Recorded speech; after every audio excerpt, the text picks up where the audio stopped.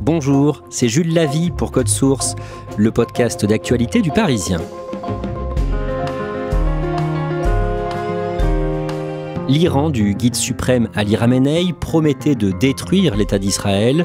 Dans la nuit du 12 au 13 juin, l'aviation israélienne a lancé une série de frappes en Iran qui a riposté. Et depuis, les bombardements des deux côtés sont quotidiens. Le jeudi 19 juin, il y a eu des dizaines de blessés dans plusieurs villes israéliennes. Un hôpital a été touché dans le sud du pays. De son côté, l'armée israélienne a bombardé des dizaines de sites en Iran, notamment un réacteur nucléaire en construction. Pourquoi l'État d'Israël est-il passé à l'offensive? Quelle est l'histoire des relations entre les deux pays? Comment sont-ils devenus ennemis? Réponse dans Code Source aujourd'hui avec 3 journalistes du service international du Parisien, Ariane Rioux, Robin Corda et Charles Saint-Sauveur qui dirigent ce service.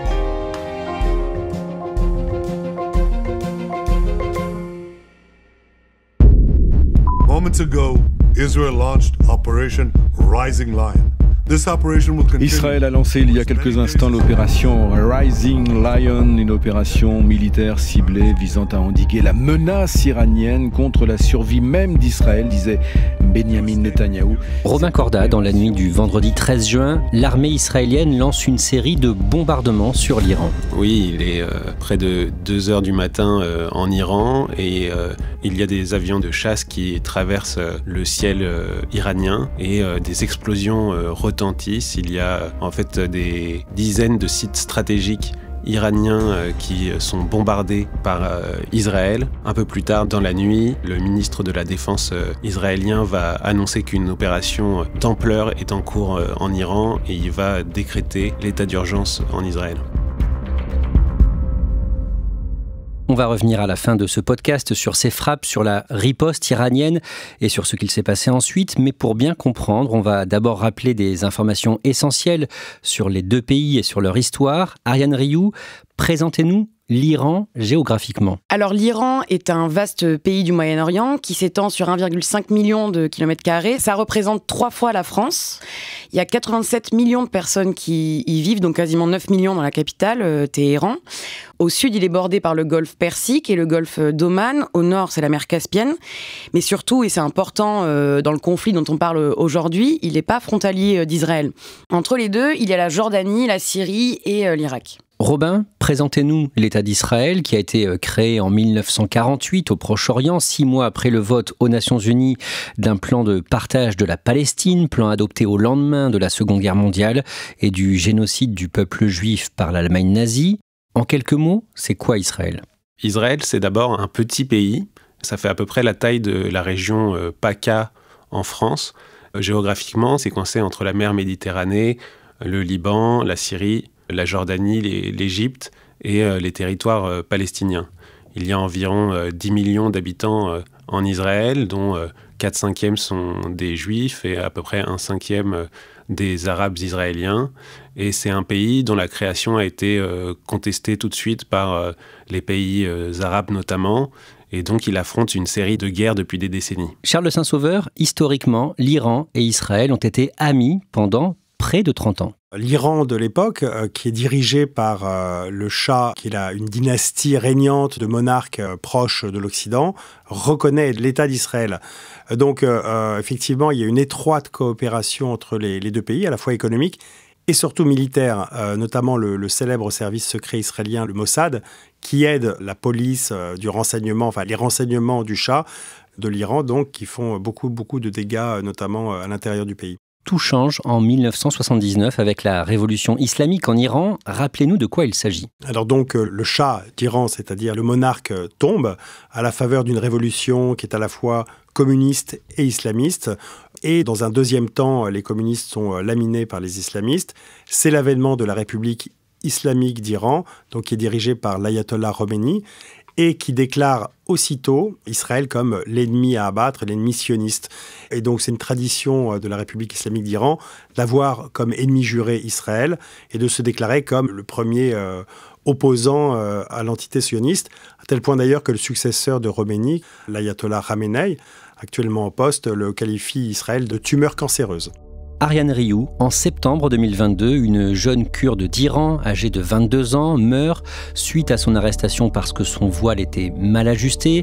Elle s'appelait Mahsa Amini. C'est le début d'une révolte qui est réprimée dans le sang par le régime iranien. Oui, et ce mouvement porte un nom, Femmes, Vie, Liberté. En fait, en protestation, les femmes retirent leur voile, elles le brûlent, elles se coupent même les cheveux. C'est des scènes qu'on voit dans les rues en Iran, mais aussi sur les réseaux sociaux. Et ça va durer plusieurs mois. Les manifestants, souvent jeunes, sont réprimés très violemment. Les chiffres d'ailleurs font froid dans le dos. Il y a plus de 500 personnes qui vont être tuées, plus de 14 000 qui vont être arrêtés. Il y a encore des gens qui sont aujourd'hui en prison et certains même ont été pendus depuis. Charles de Saint-Sauveur, avant l'attaque du Hamas contre Israël le 7 octobre 2023, donc les mois qui précèdent, où en est le pays, où en est l'État hébreu au niveau sécuritaire ? C'est un pays qui est solide sur ses frontières, qui a une des armées les plus performantes au monde, soutenue logistiquement et financièrement par les États-Unis, donc très solide sur ses bases, mais avec un environnement géopolitique notoirement hostile. Alors Israël a fait la paix ces dernières décennies avec la Jordanie, avec l'Égypte, avec des voisins qui étaient hostiles, mais il lui reste des voisins qui veulent sa perte, tout simplement. Au nord, donc le Hezbollah, qui est une milice chiite, armé par Téhéran au Liban, et au sud d'Israël, le Hamas dans l'enclave de Gaza, mouvement islamiste également affilié à Téhéran, très hostile. Et puis à l'ouest, on peut rajouter aussi la Syrie de Bachar al-Assad, qui est un allié de l'Iran. Attaque contre Israël avec des morts par centaines et des enlèvements d'Israéliens en ce moment en Israël et à la bande de Gaza depuis cette offensive d'envergure du Hamas. Le samedi 7 octobre 2023, des hommes en armes du Hamas attaquent Israël en provenance de la bande de Gaza. Plus de 1200 Israéliens, en grande partie des civils, sont tués. En Israël, Charles de Saint-Sauveur, pour le gouvernement, pour l'armée, pour les services secrets, c'est un échec cuisant. Pour Israël, qui est supposé être un territoire inviolable, un véritable sanctuaire défendu à la fois par l'armée et par le renseignement, effectivement, voir des miliciens déchirer les grilles, pénétrer dans le territoire israélien, voire le survoler en parapente, c'est absolument inimaginable. Jamais on n'avait pu penser que le renseignement serait à ce point défaillant en Israël. C'est une humiliation totale le 7 octobre. À ce moment-là, le chef du gouvernement israélien était déjà affaibli politiquement. Il est jugé pour corruption, fraude et abus de confiance.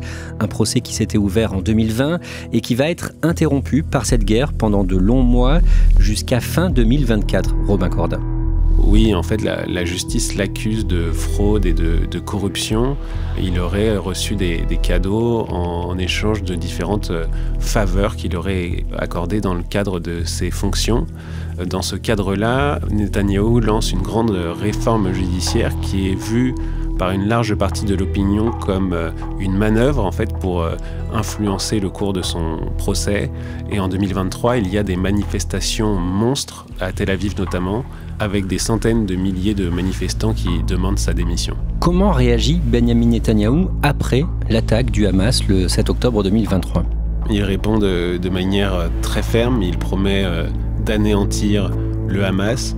Et très vite, il y a de grandes manœuvres militaires qui s'engagent dans la bande de Gaza, mais aussi contre les grands alliés du groupe palestinien. Donc c'est notamment le cas au Liban du Hezbollah. Et les regards se tournent aussi forcément vers l'Iran, qui est le grand soutien du Hamas. Charles de Saint-Sauveur, le 1er avril 2024, le consulat d'Iran à Damas, en Syrie, est bombardé par Israël. Oui, ce bombardement est en quelque sorte le premier acte de l'escalade au Proche-Orient, une réponse d'Israël au 7 octobre, directement infligée à Téhéran, qui est en quelque sorte la tête du serpent. C'est la tête du réseau de l'axe de la résistance à Israël, qui est constitué à la fois de l'Iran, mais de tout ce qu'on appelle les proxys, c'est-à-dire en gros les alliés de l'Iran, que sont le Hamas, le Hezbollah, les Houthis et quelque part le régime syrien de Bachar al-Assad.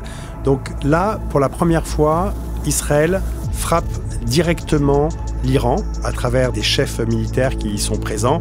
Pour Téhéran, c'est un coup très rude, même s'il est porté en territoire extérieur, c'est-à-dire à Damas en Syrie.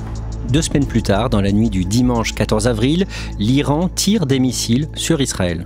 Le Moyen-Orient se réveille d'une nuit particulièrement agitée. L'Iran a lancé plus de 200 drones et missiles sur Israël en riposte à l'attaque il y a 2 semaines du consulat iranien à Damas. Donc il riposte avec des drones et des missiles. Le coup fait pas beaucoup de mal à Israël, voire pas du tout. En revanche, on comprend là qu'on est dans une logique d'escalade qui commence. Toujours en 2024, le 31 juillet, le chef du Hamas, Ismaël Haniyeh, est tué par Israël en Iran, à Téhéran. On monte encore d'un cran puisque c'est le chef politique du Hamas. Il est tué au lendemain de l'investiture du nouveau président iranien qui s'appelle Pezeshkian. Au terme de l'investiture, il est logé dans une résidence. Israël le sait, le tue. Et là, pour la première fois, effectivement, il y a une frappe au cœur de Téhéran, un acte majeur dans la logique d'escalade que nous évoquions. Par ailleurs, le Hamas commence à être vraiment ciblé par Israël puisque 2 figures très importantes du mouvement ont été tuées, l'une à Beyrouth quelques mois avant Ismaël Haniyeh et l'autre quelques jours avant Ismaël Haniyeh, Mohamed Deif, qui est le grand architecte du 7 octobre, le commandant militaire du Hamas, qui est lui aussi tué dans une frappe israélienne. Le président iranien vient de changer, vous en parliez à l'instant, Charles de Saint-Sauveur, un ancien député considéré comme réformateur, a été élu le 5 juillet. Il s'appelle Massoud Pezeshkian, il a 69 ans, mais il a été élu avec une faible participation, à peine 40% au premier tour, 50% au second. Ariane Rioux, vous, à ce moment-là, vous êtes en reportage en Iran, où le pouvoir est très impopulaire. Est-ce qu'on sait pourquoi la participation a été aussi faible ? Oui, en tout cas, on le suppute parce que, évidemment, le régime et les médias d'État ne publient pas de données sur le sujet. Mais les gens que j'ai interrogés, qui, pour la plupart, n'ont pas voté, m'ont dit qu'en fait, ils n'y croyaient plus. Pour eux, même si Pezeshkian est présenté comme un réformateur, c'est, je les cite, un pantin. Il n'a pas vraiment de pouvoir. C'est le guide suprême, Ali Khamenei, qui contrôle tout. Et ils pensent que l'élection de Pezeshkian ne changera rien. Vous rencontrez par exemple à Téhéran Marose, une jeune femme de 32 ans, qui vous explique qu'elle ne croit plus en rien. Oui, elle est complètement désabusée. Elle sourit quand je la rencontre, mais elle me dit que c'est un sourire de façade. Le mouvement Femmes, Vie, Liberté n'a rien changé, selon elle. Elle se sent toujours aussi opprimée. Elle prend même des médicaments le soir pour calmer ses angoisses. Elle a vraiment plus aucun espoir. Elle se sent isolée du reste du monde. Vous parlez aussi avec Amir, un jeune homme de 20 ans qui a participé à quelques manifestations en 2022 et lui aussi est désabusé. Oui, et lui aussi tire un bilan triste de cette période. Il a l'impression 2 ans plus tard que rien n'a changé. Il a même le sentiment que les gens ont oublié ce qui s'était passé. Les espoirs qu'il nourrissait se sont tous envolés. Ariane Rioux, Ali Khamenei, 86 ans, et l'ensemble du régime iranien mettent en avant un ennemi qu'ils promettent de détruire un jour, c'est Israël. Oui, c'est leur ennemi juré. Ils l'ont même baptisé le petit Satan. Le grand Satan, c'est les États-Unis. Et sur la place Palestine, à Téhéran, où tous les rassemblements pro-régime ont lieu, les gens crient à chaque fois « mort à Israël ». Et là-bas, il y a même un symbole, je trouve, qui décrit bien cette haine. C'est une grande horloge. C'est un décompte des jours qui restent jusqu'en 2040, parce qu'à cette date-là, l'ayatollah Ali Khamenei a promis qu'il ne resterait plus rien d'Israël. Toujours en 2024, Charles de Saint-Sauveur, le 17 septembre, au Liban, des beepers, des petits appareils électroniques appartenant aux combattants du Hezbollah libanais, explosent quasi simultanément. L'ironie de l'histoire, c'est que le Hezbollah, se sachant espionné par les services secrets israéliens, avait décrété que les portables étaient beaucoup trop vulnérables et ils avaient commandé des beepers, un système de radiomessagerie censé être beaucoup plus artisanaux et donc moins perméable aux infiltrations du Mossad et des autres services israéliens. Sauf que les Israéliens ont visiblement, d'après les experts, intercepté la chaîne de fabrication et y ont placé des petites quantités d'explosifs qui pouvaient se déclencher à distance sur 5000 de ces beepers. Le 17 septembre, les beepers explosent après une petite sonnerie, ce qui fait que les membres du Hezbollah qui en étaient équipés les ont sortis de leur poche, approché du visage, et là ça a explosé, ça a fait beaucoup de dégâts, 42 morts, mais aussi 3500 blessés. C'est la revanche après le 7 octobre des renseignements israéliens, et c'est aussi un vent de panique qui se déclenche dans les rangs du Hezbollah et qui aboutira 10 jours plus tard à la mort de leur chef charismatique, Hassan Nasrallah, qui est tué dans une frappe israélienne à Beyrouth. Le mardi 1er octobre 2024, en quelques minutes, l'Iran tire près de 200 missiles sur Israël. C'est la deuxième attaque de l'Iran sur l'État hébreu en l'espace de 6 mois. L'Iran a fait une grave erreur, déclare Benyamin Netanyahou. Ils paieront pour cela. Nous nous en tiendrons à ce que nous avons dit. Celui qui nous attaque, nous l'attaquons. Fin de citation. Robin Corda, vous êtes en reportage en Israël à ce moment-là. Comment est vécue cette attaque par la population ? En fait, ce jour-là, on reçoit tous sur nos téléphones portables une alerte du gouvernement qui prévient que l'attaque est imminente. Tout le monde a un peu le temps d'aller se cacher. Il y a beaucoup d'abris en Israël et puis il y a aussi ce dôme de fer, donc le système de protection israélien. La plupart des missiles sont interceptés. Il y a seulement quelques blessés dans le pays. Et au-delà de ça, l'opinion israélienne, pour elle, l'Iran, c'est vraiment l'ennemi juré. C'est le pays qui a promis son éradication. Et donc, beaucoup d'Israéliens rêvent finalement d'entrer en confrontation et de voir tomber ce régime ennemi. Charles Saint-Sauveur, l'armée israélienne riposte en visant l'Iran le 26 octobre. C'est le déclenchement des frappes contre l'Iran. Là, elles sont très efficaces. Beaucoup des défenses antiaériennes de l'Iran ont été détruites ce jour-là, préparant le terrain à une future opération d'envergure. En tout cas, une sorte d'autoroute aérienne qui est nettoyée jusqu'à Téhéran. Charles Saint-Sauveur, il y a aussi un événement majeur dans la région, c'est en Syrie, la chute du régime de Bachar el-Assad le 8 décembre. Bachar el-Assad, qui est un allié donc de l'Iran, tombe sous la pression d'une rébellion menée principalement par des islamistes. C'est une aubaine pour l'État hébreu qui en profite aussitôt pour nettoyer tout ce qui pourrait constituer une menace à terme contre sa sécurité, donc des installations militaires et des stocks d'armement chimiques, mais aussi en nettoyant la place de toutes les défenses antiaériennes susceptibles de lui poser problème en cas d'attaque vers l'Iran. On en vient à l'année 2025. Pendant ce temps, les bombardements se sont poursuivis sur la bande de Gaza, bombardements qui ont fait plus de 50 000 morts d'après le Hamas au pouvoir à Gaza.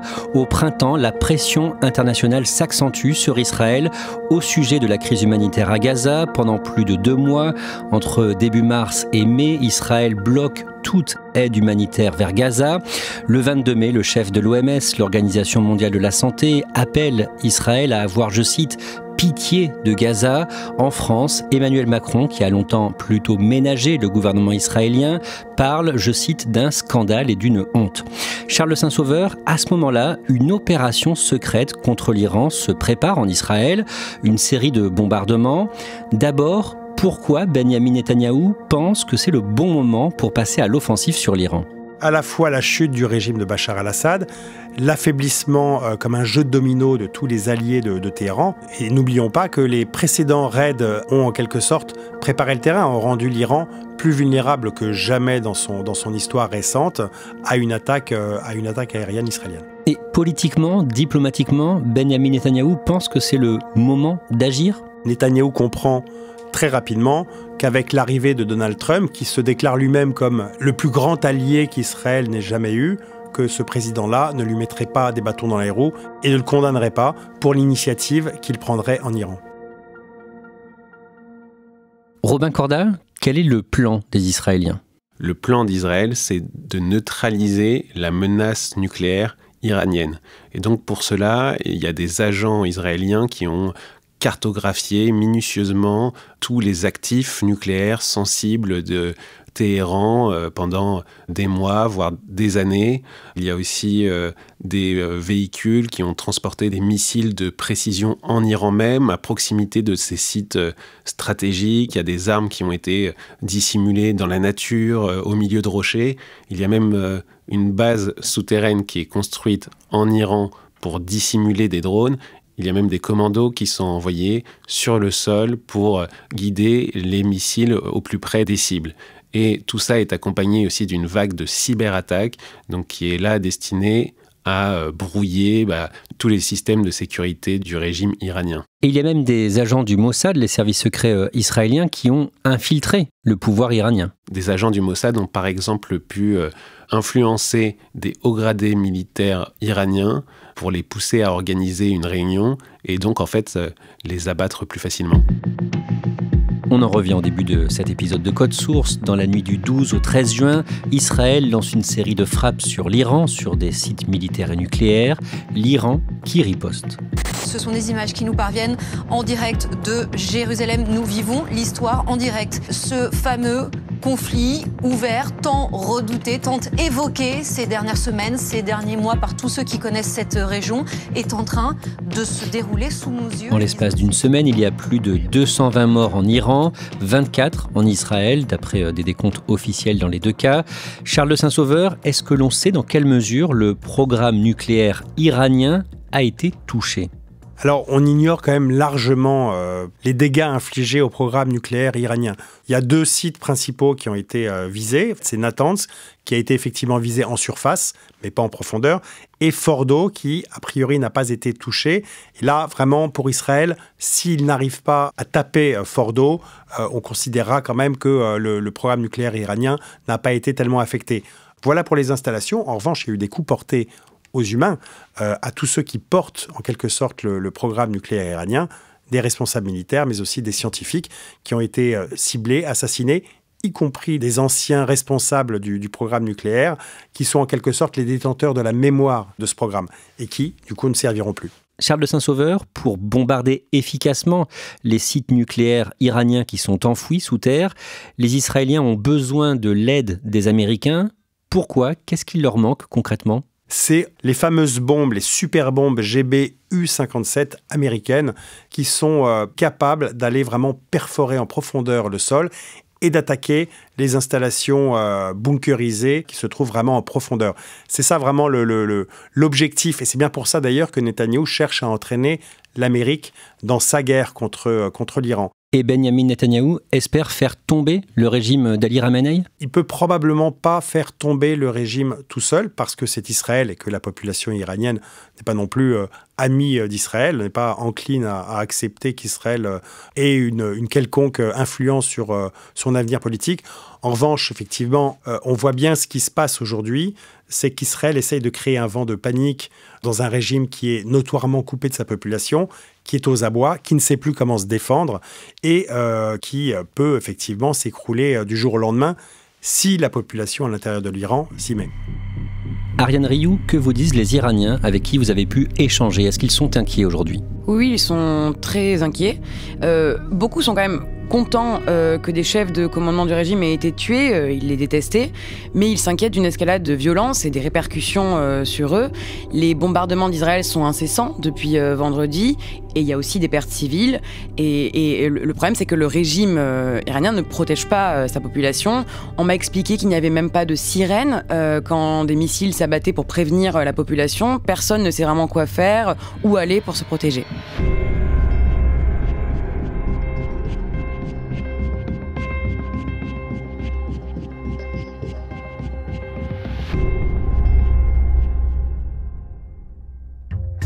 Merci Ariane Rioux, Robin Corda, Charles de Saint-Sauveur. Cet épisode de Code Source a été produit par Anaïs Godard, Clémentine Spiller et Thibault Lambert. Réalisation, Julien Moncouquiol. Code Source est le podcast quotidien d'actualité du Parisien. N'hésitez pas à vous abonner sur votre plateforme d'écoute préférée, à nous laisser des commentaires ou à partager. On vous invite aussi à écouter Crime Story, notre podcast hebdomadaire de faits divers. Chaque samedi dans Crime Story, une nouvelle affaire criminelle racontée par Claudia Prolongeau et Damien Delceni.